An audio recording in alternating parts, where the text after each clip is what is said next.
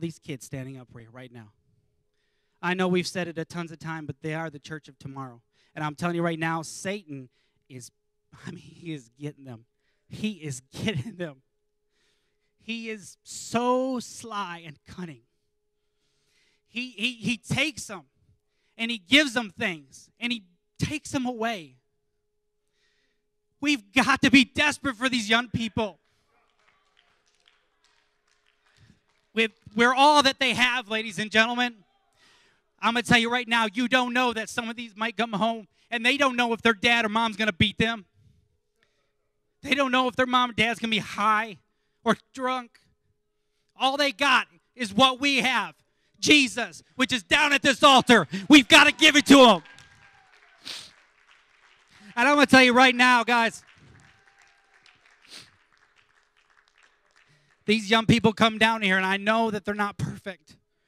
I know that they don't look perfect. I know they don't look the way that we think they should look. But I'm going to tell you what. They don't come down here for a club. They don't come down here for just to hang out. I know sometimes they don't do all that we want them to do. I know sometimes they hang their hands around each other's necks and they sway to the music. I'm going to tell you right now, I've seen every one of these guys. Kid you not.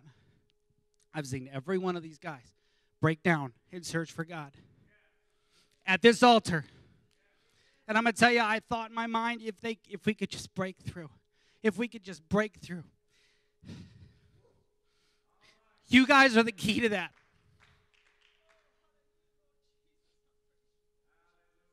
Not supposed to be emotional. We have no idea. This guy's going to college. He's going to be a cop. I mean, I'm not going to pin doom on him, but he's going to be a cop in Flint area. Wherever he goes, he's going to be a marked man. If he doesn't get Jesus, what's going to happen? What's going to happen? There's a lost soul. Boom. The devil's got that one. Guys, and I'm talking to the adults, and I'm talking to young people, but I'm talking to you adults. I beg you. I beg you. I can't get away from this. I tried to get a nice, pretty message. Doesn't happen. Didn't work today.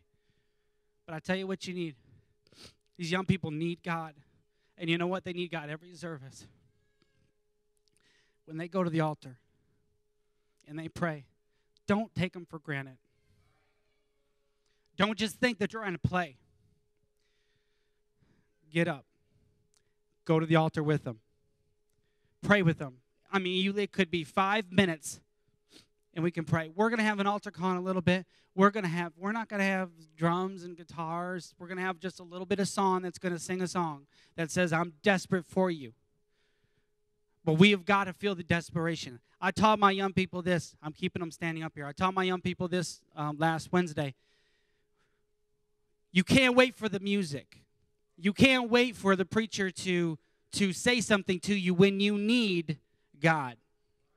They might be out somewhere with about 20 of their friends, and their friends could be giving them something that is going to tear their life apart. And I'm going to tell you right now, they need 1 second to touch God.